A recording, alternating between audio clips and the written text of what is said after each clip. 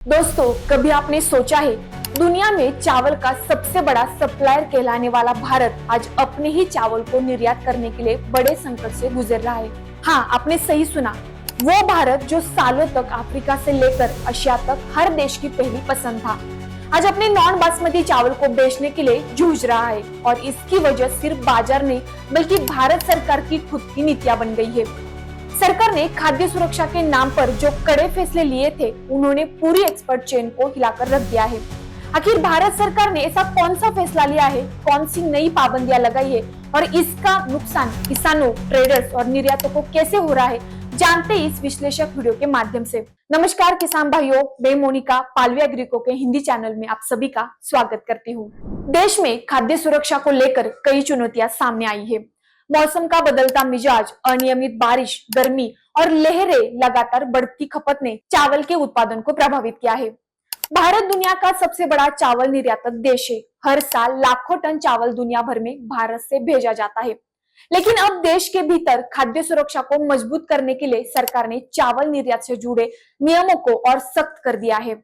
इसके साथ ही भारत का चावल व्यापार एक नए बदलाव से भरे दौर में प्रवेश कर रहा है। सरकार ने खाद्य सुरक्षा फोकस के चलते नॉन बासमती चावल पर कई तरह की पाबंदियां लगाई गई है।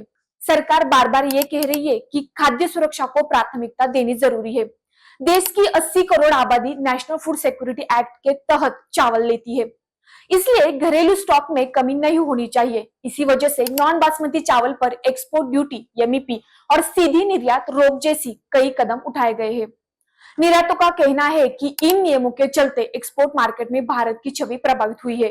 छोटे और मध्यम निर्यातक सबसे ज्यादा प्रभावित हो रहे, क्योंकि इनके पास लंबे समय तक स्टॉक रोक कर रखने की क्षमता नहीं होती।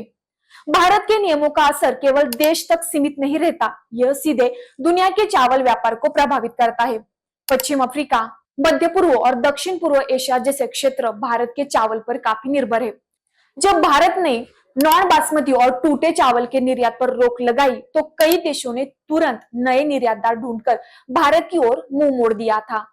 थाईलैंड, वियतनाम, म्यांमार और पाकिस्तान, इन देशों से चावल की निर्यात करना भारत से कई गुना महंगा पड़ता है, पर फिर भी वैश्विक खरीदार लगातार पुरौठा बनाने रखने के लिए नए विकल्प तलाश रहे हैं। कुल मिलाकर स्थिति यह है कि भारत अपने घरेलू खाद्य सुरक्षा और अंतर्राष्ट्रीय व्यापार दोनों के बीच संतुलन बनाने की कोशिश कर रहा है। लेकिन इस संतुलन में निर्यातों को भारी नुकसान हो रहा है और किसानों को भी बाजार में अस्थिरता झेलनी पड़ रही है।